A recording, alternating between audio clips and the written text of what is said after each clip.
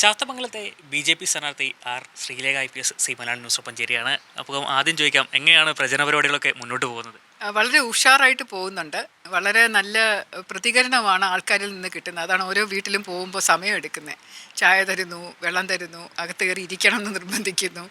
അപ്പോൾ അങ്ങനെയുള്ള ഒരു ഇതാണ് പെട്ടെന്ന് കവർ ചെയ്യാൻ പറ്റുന്നില്ല. അപ്പോൾ ഇപ്പോൾ 1.5 മണിക്കൂറൊക്കെ ആയിട്ട് ഒരു 30 വീട് മാത്രമേ കവർ ചെയ്തുള്ളൂ. അപ്പോൾ അതുകൊണ്ട് ഇപ്പോൾ സ്ലോ ആണ്, പക്ഷേ എന്നാലും വളരെ ആവേശപരമായ സ്വീകരണമാണ് എല്ലായിടത്തും കിട്ടുന്നത്. ഇപ്പം വീട് കയറിയുള്ള പ്രചരണം ആദ്യമായിട്ടാണ് ഇന്ന് തുടക്കം കുറിക്കുകയാണ്. ഇപ്പോൾ ഓരോ വീട്ടിൽ പോകുമ്പോൾ എന്താണ് വീട്ടുകാർ പറയുന്നത്? അവർക്ക് എങ്ങനെയൊരു സപ്പോർട്ട് എങ്ങനെയാണ് വരുന്നത്? അതിൽ ഞാൻ പറഞ്ഞു, വളരെ നല്ല സപ്പോർട്ടാണ്. എല്ലാവർക്കും എന്നെ അറിയാവുന്നതുകൊണ്ട്, കണ്ടു പരിചയമുള്ളതുകൊണ്ട്, മാഡത്തിൻ്റെ യൂട്യൂബ് ചാനൽ കാണാറുണ്ട്, വായിക്കാറുണ്ട്. വനിത വരുന്ന എല്ലാം ഞാൻ വായിച്ചിട്ടുണ്ട്. ഭയങ്കര സന്തോഷം കണ്ടതിൽ. പിന്നെ ഇവർക്കെല്ലാം കുറേ പേർക്ക് സർക്കാർ ഓഫീസുകളിലൊക്കെ AG's ഓഫീസിലും പിന്നെ സെക്രട്ടറിയിലും ഒക്കെ ജോലി ചെയ്തിട്ടുള്ളവരൊക്കെ ഉണ്ട്. അപ്പോൾ അവരൊക്കെ വളരെ സന്തോഷമായിട്ടാണ് പെരുമാറുന്നത്. ഇപ്പം ഈ വാർഡുകാർ ഇപ്പോൾ മുന്നോട്ട് വയ്ക്കുന്നത്, അല്ലെങ്കിൽ സ്ഥാനാർത്ഥിയാകുമ്പോൾ ഞങ്ങൾക്ക് ഇത് വേണം എന്ന ആഗ്രഹങ്ങളൊക്കെ പറയാറുണ്ട്. ഇതുവരെ അങ്ങനെ എന്തെങ്കിലും അവർ മുന്നോട്ട് വെച്ചിട്ടുണ്ട്? ഇതേവരെ ഒന്നുമില്ല, ജയിച്ചു വാ എന്ന് മാത്രമേ പറയുന്നുള്ളൂ. ഇതുവരെ അങ്ങനെ ഞങ്ങൾക്കിതില്ല പരിഭവം പരാതി അങ്ങനെയൊന്നും വാർഡിലെ പ്രശ്നങ്ങളെക്കുറിച്ചൊന്നും പറഞ്ഞില്ല. കാരണം എനിക്ക് തോന്നുന്നു എൻ്റെ മുൻഗാമിയായിരുന്ന ശ്രീ മധുസൂദനൻ നായർ, അദ്ദേഹം വളരെ നല്ല രീതിയിലൊരു കൗൺസിലർ സ്ഥാനം നിർവഹിച്ചത് കൊണ്ട്, പിന്നെ അദ്ദേഹം ആദ്യം കുറച്ച് വീടുകളിലുണ്ടായിരുന്നു, പിന്നെ അദ്ദേഹം പാങ്ങോടാണെന്ന് അറിഞ്ഞുകൊണ്ട് അങ്ങോട്ടേക്ക് പോയി. അപ്പം എല്ലാവരും വളരെ അപ്രീഷിയേറ്റീവായിട്ടാണ് സംസാരിക്കുന്നത്. അപ്പോൾ വെൽക്കമിങ് ആണ് കൂടുതലും. വരൂ സ്വാഗതം, വരട്ടെ എന്നുള്ള മട്ടിലാണ് പറയുന്നത്. ഇപ്പം സിറ്റിംഗ് സീറ്റാണ് BJPയുടെ ഇവിടെ വിജയിച്ചു വരുന്നത്. അപ്പം ഇത്തവണ കളം പിടിക്കാൻ CPM ഒരു യുവതാരത്തെയാണ് കളത്തിൽ ഇറക്കിയിരിക്കുന്നത്. ഇറക്കിക്കോട്ടെ, അത് കുഴപ്പമില്ല.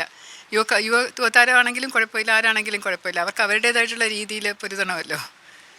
ഒപ്പം CPM ഉയർന്ന ഏറ്റവും വലിയ വിമർശനം എന്ന് പറയുന്നത്, നേരത്തെ വലിയ പോലീസ് അകമ്പടിയോട് ജീവിച്ചവരാണ് ആർ ശ്രീലേഖ. അതുകൊണ്ട് ഈ സാധാരണക്കാർക്കിടയിലേക്ക് ഇറങ്ങിച്ചെല്ലാൻ അവർക്ക് കഴിയില്ല എന്ന ഒരു ആരോപണമാണ് CPM ഉയർത്തുന്നത്. ഉയർത്തിക്കോട്ടെ, അത് കുഴപ്പമില്ല. അല്ല, അത് ആരോപണങ്ങൾ ഉണ്ടാവുമെന്ന് എനിക്കറിയായിരുന്നു. ഇതുപോലെ ആരോപണങ്ങളും ഒരുപാട് ഈ രാഷ്ട്രീയത്തിലേക്ക് ഗോതയിലേക്ക് ഇറങ്ങുകയാണല്ലോ. ഇപ്പം ഞാനൊരു പൊരുതാൻ വേണ്ടി ഇറങ്ങിയിരിക്കുകയല്ലേ. അപ്പോൾ അതുകൊണ്ട് എന്തായാലും ആരോപണങ്ങൾ പല സ്ഥലത്തുനിന്നും ഉണ്ടാവും. പ്രതികരിക്കുന്നില്ല ഞാൻ. അത് പ്രധാനപ്പെട്ടതാണെന്ന് എനിക്ക് തോന്നുന്നില്ല. ഇപ്പോൾ ഇനി മുന്നോട്ട് വയ്ക്കുന്ന ഒരു ആശയം എന്താണ് ഈ വാർഡിന് വേണ്ടിയിട്ട്?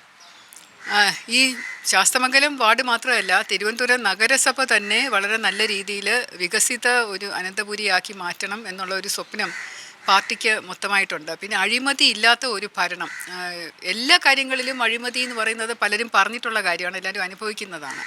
ഇടനിലക്കാരില്ലാത്ത, അഴിമതിയില്ലാത്ത, ജനങ്ങൾക്ക് അവരുടെ അവകാശം അല്ലെങ്കിൽ അവരുടെ ആവശ്യങ്ങൾ പെട്ടെന്ന് സാധിക്കുന്ന രീതിയിലുള്ള AI ഉപയോഗിച്ചിട്ടുള്ള സാങ്കേതിക വിദ്യ, ആപ്പുകൾ, ടെക്നോളജി ഉപയോഗിച്ചുകൊണ്ട് അവരുടെ പടിപ്പുരയ്ക്കിൽ തന്നെ നമ്മുടെ ഭരണം എത്തിക്കുന്ന രീതിയിലുള്ള ഒരു നടപടി സ്വീകരിക്കാൻ ആഗ്രഹമുണ്ട്. പിന്നെ സ്ത്രീകൾക്ക് വേണ്ടിയിട്ടും ഇവിടെ ലഹരി വിമുക്തം ആണ്, മോറോർലെസ് ആണ് എന്നാണ് അറിഞ്ഞത്. വലിയതായിട്ട് ലഹരി പദാർത്ഥങ്ങൾ ഉപയോഗിക്കുന്നവരില്ല. പക്ഷേ എന്നാലും അമ്മമാർക്കും സ്ത്രീകളുടെ സംരക്ഷണത്തിന് വേണ്ടിയിട്ടും പലതും ചെയ്യണമെന്നുണ്ട്. പിന്നെ സ്ട്രീറ്റ് ലൈറ്റ് കത്താതെ ഇരിക്കുന്ന ഇരുണ്ട കുറച്ച് ഇടവഴികളുണ്ട്. അപ്പോൾ അവിടെയൊക്കെ നല്ല രീതിയിൽ വെളിച്ചം എല്ലാ സമയവും എത്തിക്കണം. പിന്നെ CCTV ക്യാമറ സർവൈലൻസ് തുടങ്ങിയ ഒരുപാട് വികസന കാര്യങ്ങൾ ചെയ്യണം എന്നൊക്കെ ആഗ്രഹമുണ്ട്. നോക്കട്ടെ.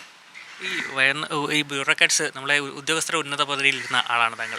അപ്പോൾ ഈ ഒരു കൗൺസിൽ സ്ഥാനത്തേക്ക് മത്സരിക്കുമ്പോൾ എങ്ങനെയായിരുന്നു ഒരു പുതിയ അഭിപ്രായങ്ങൾ എങ്ങനെയായിരുന്നു ഇതുമായി ബന്ധപ്പെട്ട്? ജനങ്ങളുടെ അഭിപ്രായമാണോ? ഞാൻ ഒരു ഉന്നത സ്ഥാനത്തിരുന്നാലും എപ്പോഴും ജനങ്ങൾക്ക് വേണ്ടി, സമൂഹത്തിന് വേണ്ടി പ്രവർത്തിച്ചിരുന്ന ഒരു IPS ഓഫീസർ ആയിരുന്നു. അതുകൂടാതെ കഴിഞ്ഞ 4 വർഷമായിട്ട് വിരമിച്ച ശേഷം ഞാൻ സസ്നേഹം ശ്രീലേഖ എന്നുള്ളൊരു ചാനൽ തുടങ്ങി. അവരുമായിട്ട്, ജനങ്ങളുമായിട്ട് നേരിട്ട് എൻ്റെ അനുഭവങ്ങളും എൻ്റെ അഭിപ്രായങ്ങളും വ്യത്യസ്ത കാര്യങ്ങളിൽ അതൊക്കെ ഞാൻ പങ്കുവയ്ക്കുന്നുണ്ടായിരുന്നു. അപ്പോൾ അതുകൊണ്ട് എനിക്കൊരു അക്സെപ്റ്റബിലിറ്റി ഉണ്ട്, ഒരു വിസിബിലിറ്റി ഉണ്ട്. ജനങ്ങൾക്ക് ഒരു റീച്ചുള്ള ഒരു വ്യക്തിയാണ് ഞാനിപ്പോൾ. ഇപ്പം ഞാൻ എവിടെയെങ്കിലും പോയി ഞാൻ ശ്രീലേഖ എന്ന് പറയേണ്ട കാര്യമില്ല, അവർക്ക് മനസ്സിലാവുന്നുണ്ട് കണ്ടിപ്പോൾ തന്നെ. അപ്പോൾ അതാണ് ഏറ്റവും വലിയ ഗുണം. ബ്യൂറോക്രസിയിൽ ഞാൻ ഇത്രയും നാൾ ജോലി ചെയ്തതിൻ്റെ റിവാർഡായിട്ട് എനിക്ക് കിട്ടിയിരിക്കുന്ന ഇപ്പോൾ എനിക്കുള്ള ഈ അംഗീകാരം ആണ്, ഈ വിശ്വാസ്യത. അവരെല്ലാവരും എന്നെ അംഗീകരിക്കുന്നു എന്നുള്ള ഒരു ഫീലിംഗ് എനിക്കിപ്പോൾ തോന്നുന്നുണ്ട്. ഇത്തവണ എങ്ങനെയാ BJP തിരുവനന്തപുരം നഗരസഭയിലെ ഭരണം പിടിച്ചെടുക്കുമോ? ഉറപ്പായിട്ട്, 100% ഉറപ്പാണ്. വലിയ പ്രതീക്ഷ തന്നെയാണല്ലേ? നല്ല പ്രതീക്ഷയാണ്, വളരെ 100% ഉറപ്പായ കാര്യമാണത്. BJP സ്ഥാനാർത്ഥി ആർ ശ്രീലേഖ വീട് കയറിയുള്ള പ്രചരണ പരിപാടികൾക്ക് തുടക്കം കുറിച്ചിരിക്കുകയാണ്. എതിർ സ്ഥാനാർത്ഥി ആരായാലും തൻ്റെ വിജയത്തെ ബാധിക്കില്ലെന്നാണ് അവർ വ്യക്തമാക്കുന്നത്. ക്യാമറമാൻ പത്മകുമാറിനൊപ്പം രജീഷ് നരിക്കുനി, സി മലയാളം ന്യൂസ്, തിരുവനന്തപുരം. ഏറ്റവും പുതിയ വാർത്തകളും വിശേഷങ്ങളും വിരൽ തുമ്പിലറിയാൻ സി മലയാളം ന്യൂസ് എല്ലാ ഡിജിറ്റൽ പ്ലാറ്റ്ഫോമുകളിലും ലഭ്യം.